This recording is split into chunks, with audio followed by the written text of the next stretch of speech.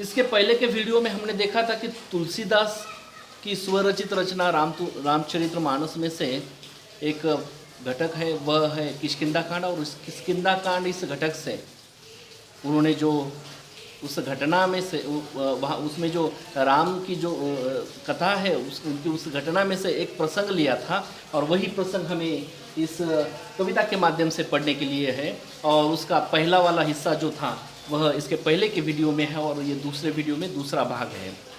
भाग दूसरा जो है वर्ष ही जलद इस कविता का।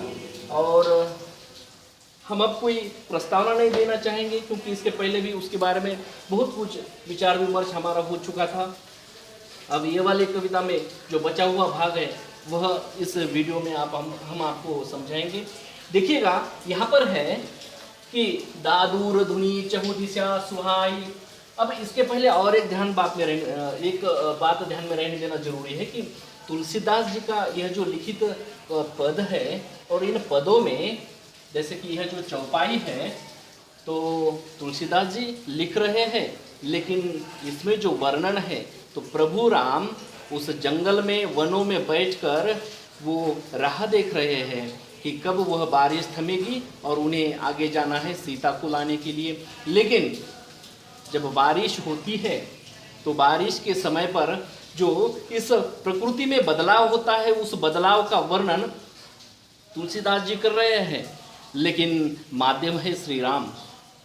कि श्री राम जो है वह अंदर ही अंदर अपने मन में विचार कर रहे हैं कि ये जो वातावरण है इस वर्षा ऋतु का, और इतनी बड़ी बड़ी बूंदें जो जोर से वर्षा जो हो रही है यहाँ पर, जिसके कारण इस प्रकृति में कितने सारे बदलाव हो चुके हैं। और पहले वाले भाग में या फिर हिस्से में तो आपने देखा कि ये जो बूंदे हैं वह पर्वत का वर्णन श्री राम करते हैं, जबकि पर्वत का वर्णन किसी प्रतीकात्मक रूप में करते हैं कि कोई संत के समान पर्वत को समझते कि बड़े बड़े बूंदे पर्वत पर गिरते हैं और पर्वत उसको सहता है। जैसे कि किसी संत को कोई जो पाखंडी होता है गालियाँ देता है या उनके साथ में बुरे वचन उनके कहता है या फिर निंदा करता है संत की, लेकिन फिर भी संत महात्मे जो होते हैं वो केवल सुन लेते हैं, इतना संयम होता है उनमें। तो वैसा ही यहाँ पर यह जो पर्वत है वह बूंदों को सहता है, लेकिन कुछ भी उनकी हरकत श्री राम को नहीं दिखाई देती।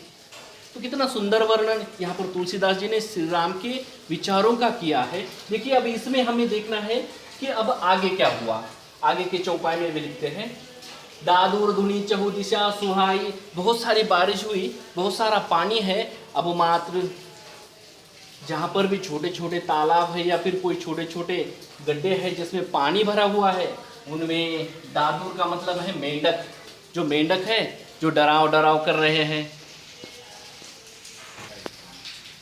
अब हमें देखना है कि दादूर धुनी चहु दिशा सुहाई। धुनी का मतलब होता है उनकी ध्वनि।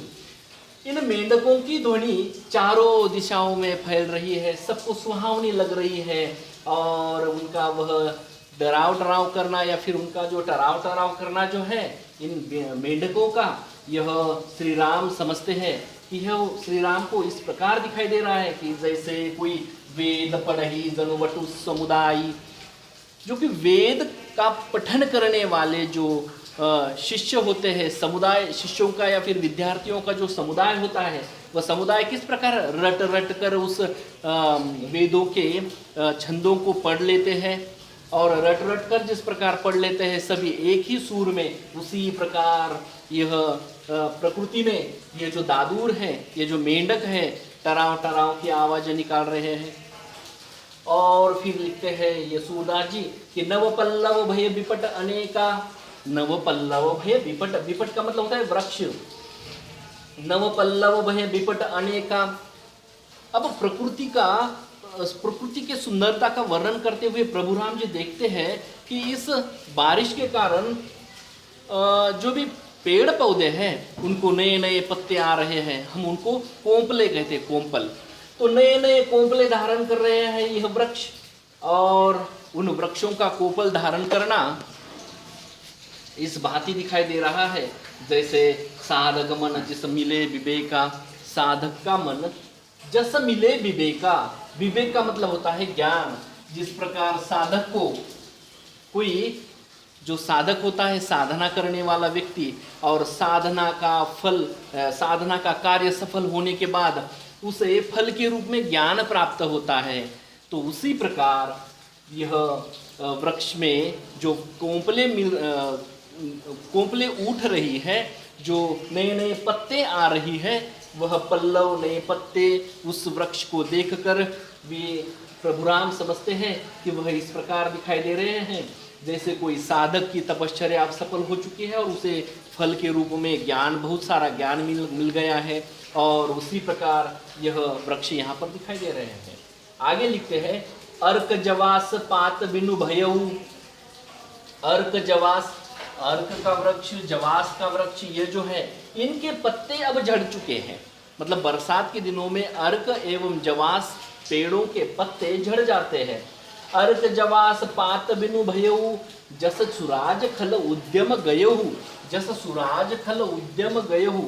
ऐसा लग रहा है कि यहाँ पर प्रकृति में एक कई तरफ देखते हैं कि वे पेड़ों को नई नई पत्तियां आ रही है, और वो तो ज्ञान प्राप्त करने वाले साधक के समान में दिखाई देती है। तो फिर कहीं और देखते हैं तो प्रकृति में अर्क और जवास जैसे पेड़ों की पत्तियां झड़ चुकी है। तब उनका यह जब ये प्रभु श्री राम इनकी तरफ देखते हैं तो उसका वर्णन करते हैं कि यह तो प्रभु श्री राम को इस प्रकार दिखाई दे रहा है, इस भांति दिखाई दे रहा है कि प्रभु श्री राम कहते हैं कि जैसा सुराज खल उद्यम गयहु। जिस प्रकार एक सुराज्य, एक अच्छा वाला राज्य जिसमें से खल का मतलब होता है पाखंडी लोग, बुरे विचारों के, बुरे वचनों के लोग, उद्यम गयहु, उनका सर्वनाश हो चुका है, वे यहाँ से चले गए हैं। ऐसा लग रहा है जैसे अच्छे राज्य में से यह जो खल है, यह जो पाखंडी लोग हैं, यह जो उनके विचार अर्थात उनका व्यवसाय, उद्यम का यानी कि व्यवसाय, अर्थात उनका व्यवसाय यहाँ पर खत्म हो गया है। कौन सा व्यवसाय?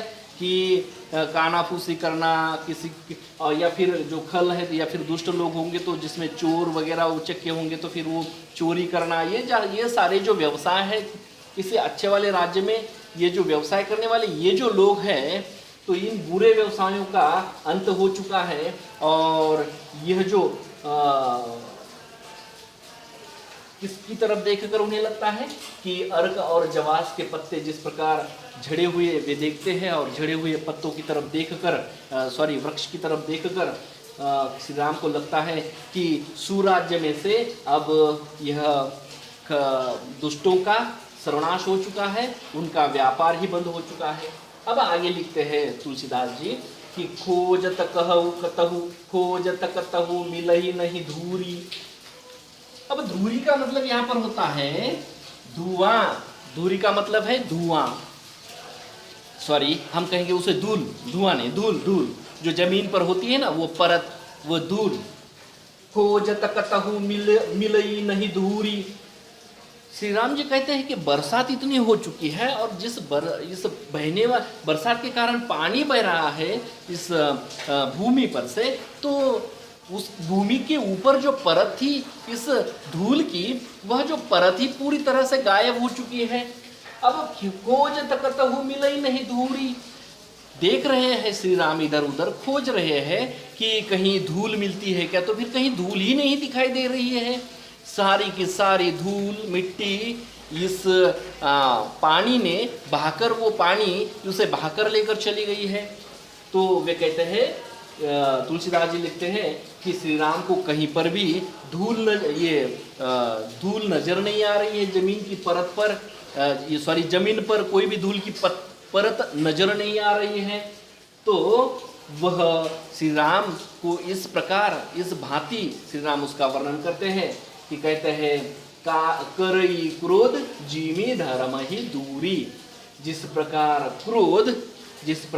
क्रोध मन में से अच्छे विचारों को दूर कर लेता है, जिस प्रकार को क्रोध अपने मन से अच्छे विचारों को, सद्गुणों को दूर करता है, भगाता है, उसे नष्ट कर देता है और क्रोध का ही राज्य होता है, उसी प्रकार यहाँ पर अब वर्षा से गिरे हुए पानी का ही राज्य हो चुका है।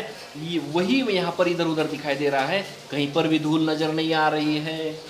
अब आगे लिखते हैं, शशि संपन्न सोह मही कैसी, शशि संपन्न सोह मही कैसी, उपकारी के संपत्ति जैसी।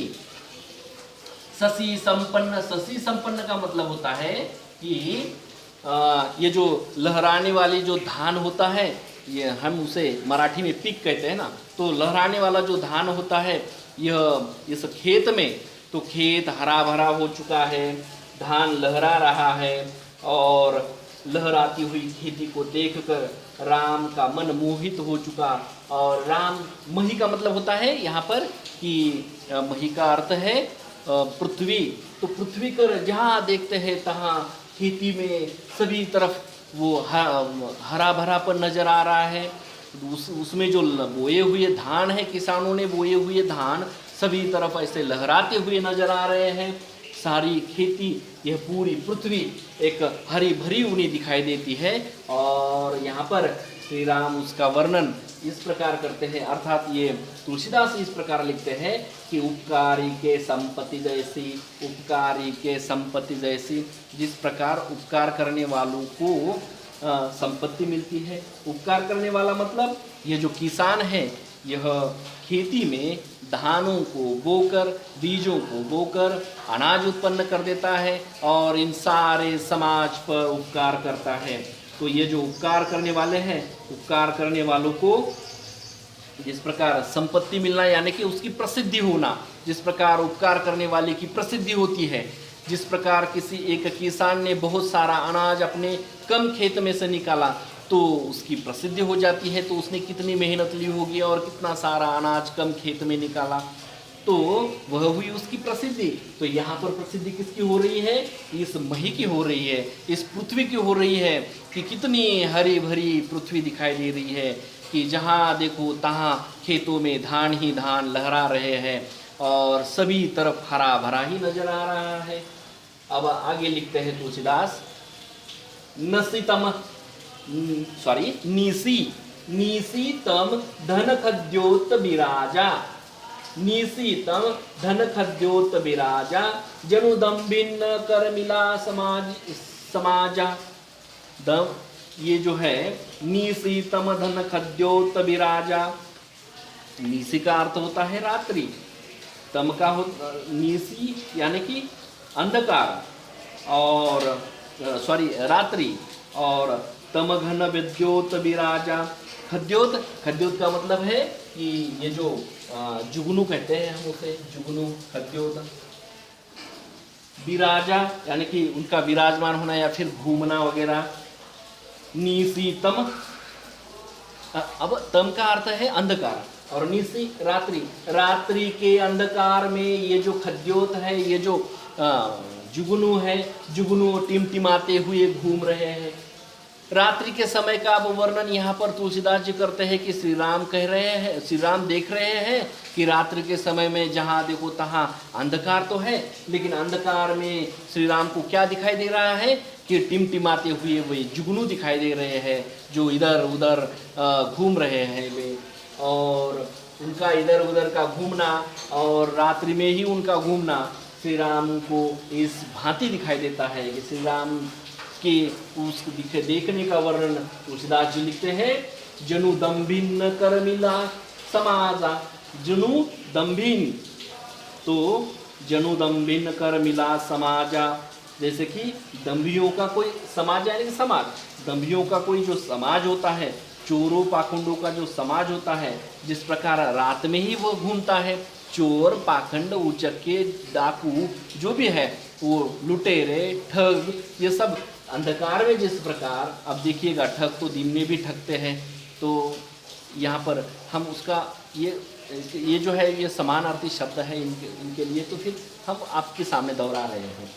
जनुदम्भिन कर मिला समाजा, समाज में जिस प्रकार दम्भ यानी कि वो जो हम कहेंगे उसे कि अंधकार के रात्रि में जो चोर उचक्के पाखंड लोग होते हैं, दम्भी लोग होते हैं, समाज में पाखंडता के साथ में रहने वाले ऐसे लोग होते हैं, यानी कि मन में पाखंडता है, चोरी करने की लालसा है, लेकिन वो समाज में ऐसे रहते हैं जैसे कि उनके मन में कुछ भी नहीं है, अच्छे व्यक्ति है। लेकिन ऐसे अच्छे व्यक्ति रात के समय चोरी करने के लिए या फिर डकैती के लिए निकलते हैं। तो उनका यह निकलना यहाँ पर रात्रि के समय पर जहाँ देखो तहाँ घूमने वाले इस जुगनू की तरह वे दिखाई दे रहे हैं, या फिर जुगनू जिस प्रकार घूम रहे हैं, जिस प्रकार रात्रि में घूम रहे हैं, इस अंधकार में, रात्रि के तम में, यह मात्र श्री राम को कैसे दिखाई दे रहा है कि उस लोगों के जैसे जो पाखंडी होते हैं, जो रात्रि के समय चोरी करने के लिए निकलते हैं। कृषि निरावहि चतुर किसाना, कृषि निरावहि चतुर किसाना, कृषि निरावहि चतुर किसाना, जीमी बूद तजही मोह मद माना। से अब यहाँ पे वे तुलसीदास जी लिखते हैं कि यहाँ पर अनुपयोगी और अनुपयुक्त ऐसी चीजें किसान अपने खेतों से निकाल लेता है। अनुपयोगी अनुपयुक्त निरावही निकालना, और चतुर किसान अपने खेतों में से जिस प्रकार अनुपयोगी अनुपयुक्त ऐसे चीज़ों को निकाल कर फेंक देता है, अपने कृषि में से, अपने खेत में से निकाल कर कहीं बाहर फेंक देता है, और उस हरी भरी खेती में उसका वह निकल कर हरी भरी खेती में केवल धान का ही रहना, वह इस प्रकार प्रभु श्री राम को दिखाई दे रहा है जैसे जीमी, यानी कि जैसे बूध तजही मोह मद माना, जैसे कि कोई जो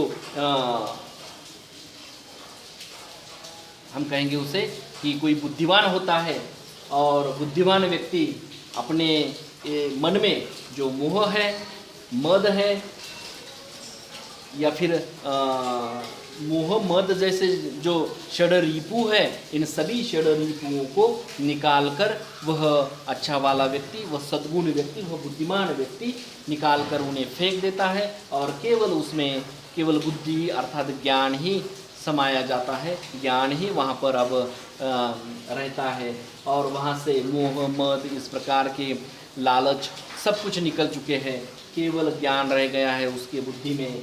तो यह जो वर्णन है, यह वर्णन इस खेती में से किसान जो अनुपयुक्त वस्तु है जैसे घास वगैरह जो निकाल कर फेंक देते हैं, तो वह उन्हें इस प्रकार दिखाई दे रहा है कि प्रभु श्री राम मानते हैं कि जिस प्रकार कोई बुद्धिमान व्यक्ति अपने मन में से मोह मद अहंकार आदि को त्याग देता है, वह उसी प्रकार दिखाई दे रहा है श्री राम जी को। देखियत चक्रवाक ठग नहीं, अब वो देखते हैं इधर उधर की चक्रवाक नाम का कोई भी पक्षी यहाँ पर क्यों नहीं दिखाई दे रहा है, जैसे कि इसके पहले वर्षा ऋतु के पहले बहुत सारे घूमते थे।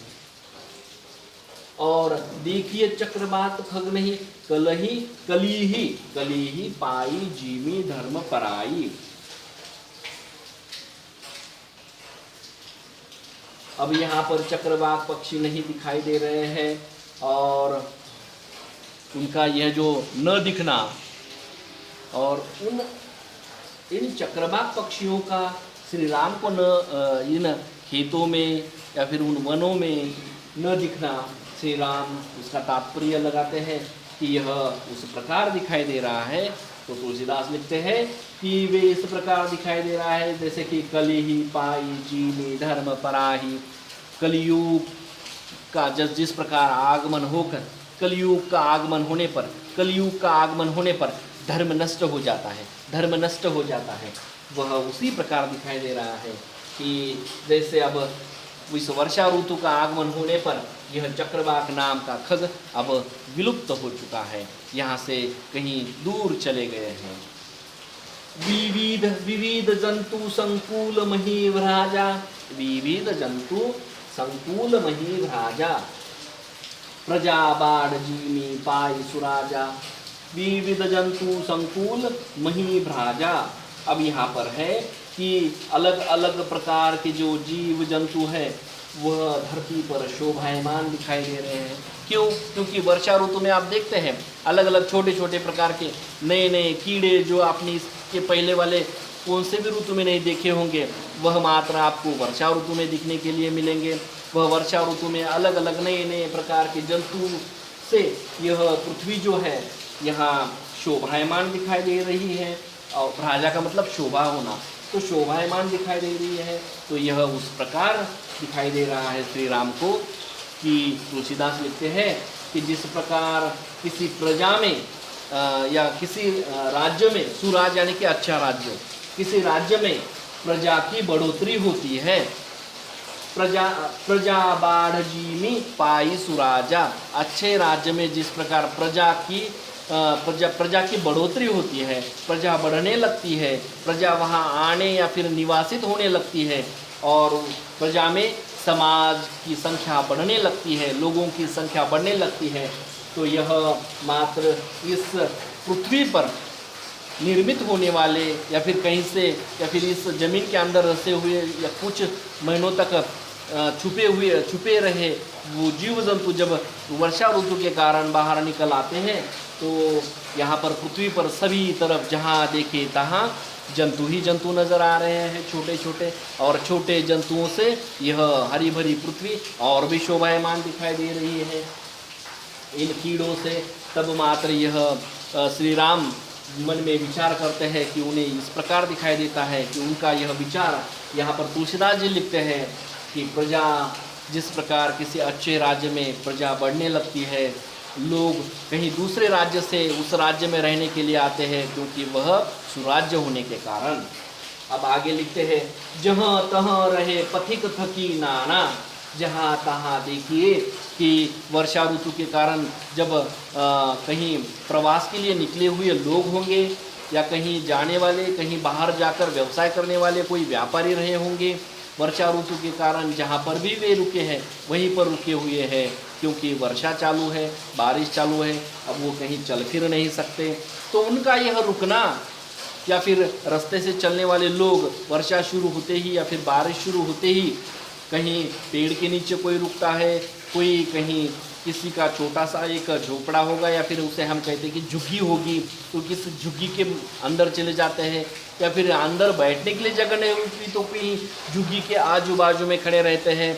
जो झुग्गी किसी एक बड़े से पेड़ के नीचे बंधी हुई होगी तो उस पेड़ के आश्रय से भी खड़े रहते हैं वे लोग।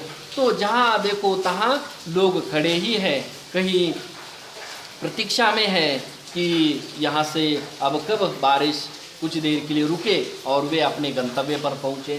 तो प्रभु राम देखते कि जहाँ तहाँ रहे पथिक थकी नाना।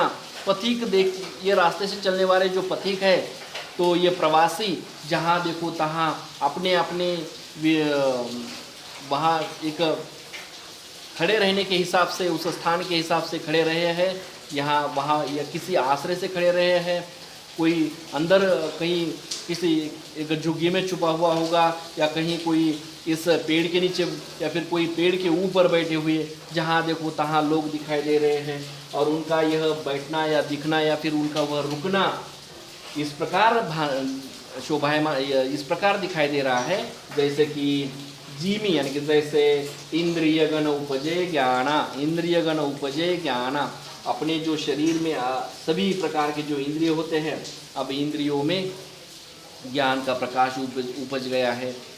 सभी प्रकार के इंद्रिय जो है, जैसे कि उन्होंने कहा कि जीमी इंद्रिय गण उपजे ज्ञाना, तो ज्ञान के कारण इंद्रिय जो होते हैं वह इंद्रिय, समझो एक आधे व्यक्ति को ज्ञान मिल गया और वह तपश्चर्या के माध्यम से अपने सभी इंद्रियों को शांत करता है, सभी इंद्रियों को शांत करता है। हर एक इंद्रिय में एक मोह होता है, एक लोभ होता है, जैसे कि जिह्वा होगी या फिर हमारे आंखें होगी, उसमें उसे कुछ अलग एक ये नज़ारे देखने का मोह है, सुंदरता देखने का मोह है। जिह्वा होगी तो उसे कुछ अलग अलग वस्तुएं व्यंजन खाने का शौक होता है। ये जो इंद्रियों को अलग अलग जो शौक होता है, ये जो उनकी चंचलता है, अब वह चंचलता स्थिर हो चुकी है, रुक गई है ज्ञान मिलने के कारण।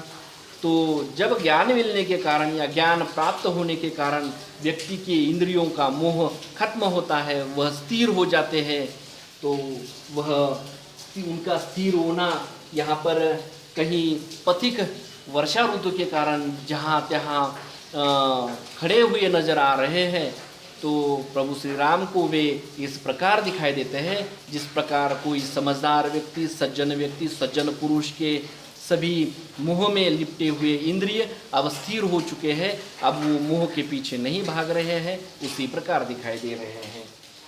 अब अंत में ये दोहा है, हम दोहा समझेंगे। दोहा इस प्रकार है, कबहु प्रबल बह मारुत, कबहु प्रबल बह मारुत, जहाँ तहाँ मेघ बिलाही।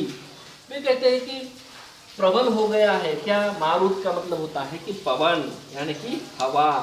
अब मात्र यहाँ पर वर्षा थोड़ी सी धीमी हो चुकी है और हवा का जोर चालू हो गया।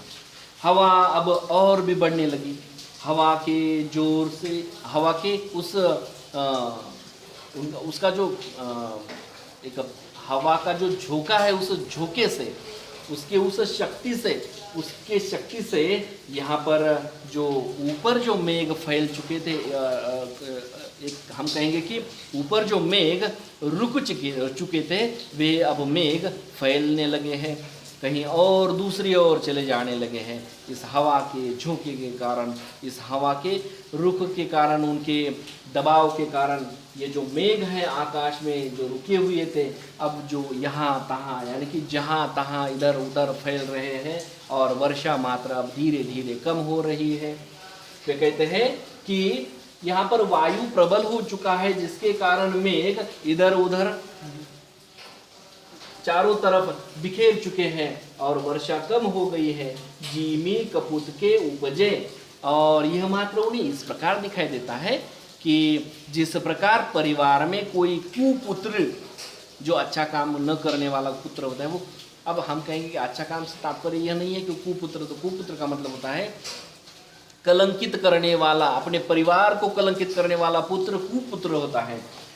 तो परिवार में जब कुपुत्र का जन्म होता है या फिर जब कुपुत्र उपजता है, तब मात्र इस परिवार की सदधर्म या फिर क्या कहेंगे हम कि इसे नसाही, कुल सदधर्म नसाही, कुल का जो अच्छा धर्म है, कुल के जो अच्छे नियम है, कुल का जो नियम होता है, वह सब इधर उधर हो जाता है, अर्थात वह नियम का कोई पालन नहीं हो जाता। जिस प्रकार परिवार में कोई कुपुत्र होता है, वह कुपुत्र के कारण परिवार का जो नियम है, परिवार के जो सीमाएं होती है, वह सीमाएं पूरी तरह से टूट जाती है, बिखेरती है इधर उधर। जिस प्रकार यहाँ पर मेघ अब बिखर गए हैं इस वायु के कारण। और अंत में लिखते हैं, बिन सई उपजई ज्ञान जीमी, पाई कुसंग सुसंग। बिन सई का मतलब होता है नष्ट हो जाना। बिन सई उपजई ज्ञान जीमी, जिसमें एक बिन सई उपजई ज्ञान जीमी, पाई कुसंग सुसंग। तो जैसे वे कहते हैं, और एक रह गया है शायद यहाँ पे कबहू का, अच्छा सॉरी, कबहू दिवस महनी बड़ी तम। अब वे कहते हैं कि हवा के कारण अब मेघ इधर उधर भाग रहे हैं। अब तक का दृश्य यह था कि मेघ होने के कारण सूरज कहीं नहीं दिखाई दे रहा, सूरज उसके सामने छिपा हुआ था उस घने बादलों के पीछे, जिसके कारण अंधकार ही अंधकार फैला था।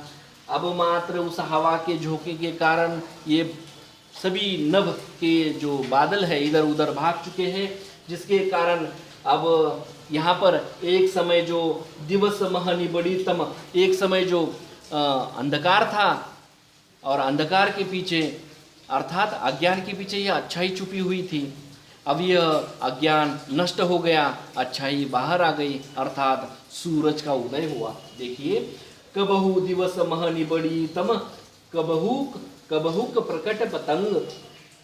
कब यह दिवस का रात्र हो गया और रात्रि का फिर दिवस हो गया, पता ही नहीं। और कब मात्र यह सूरज बाहर निकले, पतंग का मतलब होता है सूरज, सूर्य, यह सूरज बाहर चले आए। बिन सही उपजई ज्ञान जीमी, पाई कुसंग सुसंग। और यह मात्र उन्हें इस प्रकार दिखाई दे रहा है, इस प्रकार इस भांति दिखाई दे रहा है कि जैसे कोई बिन सही उपजई ज्ञान जीमी, जिसमें ज्ञान का कभी उपज होता है तो कभी ज्ञान बिनस जाता है, अर्थात चला जाता है। कभी किसी में ज्ञान आता है तो कभी किसी में वह ज्ञान कभी कभार किसी परिस्थिति के कारण चला भी जाता है। ऐसे में कुसंग सुसंग, और यह जो ज्ञान है किसी सुसंगत के कारण, अच्छी संगत के कारण ज्ञान मिलता है, और कुसंग के कारण अज्ञान मिलता है। तो यह जो सूरज है, यह बादलों के पीछे ढका हुआ सूरज इस प्रकार इस भांति दिखाई दे रहा है कि कुसंगता के कारण अब ज्ञान छिप गया, ज्ञान अटक गया, ज्ञान कहीं लुप्त हो चुका। और फिर जब बादल इधर उधर सरक जाते हैं और सूरज दिखाई देता है, पतंग दिखाई देता है, तब मात्र वे इस प्रकार दिखाई देता है जिस प्रकार सुसंग के कारण ज्ञान फिर से उपज आता है। इस प्रकार दोस्तों ये तुलसीदास जी ने रामचरितमानस में से एक छोटा सा प्रसंग रामचरितमानस में लिख कर रखा है किष्किंधा कांड में, और उसी किष्किंधा कांड का वह उस प्रसंग को हमारे इस पाठ्य घटक में हमें पढ़ने के लिए है। तो आप भी इसे ठीक से फिर एक बार पढ़िए, समझिए, सोचिए, जानिए। जब भी आपको कोई दिक्कत होगी तो इस वीडियो को फिर से एक दो बार आप उसे सुन लीजिए। तब भी आपको समझ में नहीं आए तो मात्र आप हमें फ़ोन कर सकते हैं या फिर व्हाट्सएप पे भेज सकते हैं, और तब मात्र हम आपको मदद करेंगे, जो चाहे आपको मदद करेंगे। ठीक है, जब तक के लिए यहाँ हम रुकेंगे। अगली बार अगले नए वीडियो में कोई अगला नया चैप्टर देखेंगे, और जब तक के लिए धन्यवाद। ओके, शुक्रिया, बाय बाय।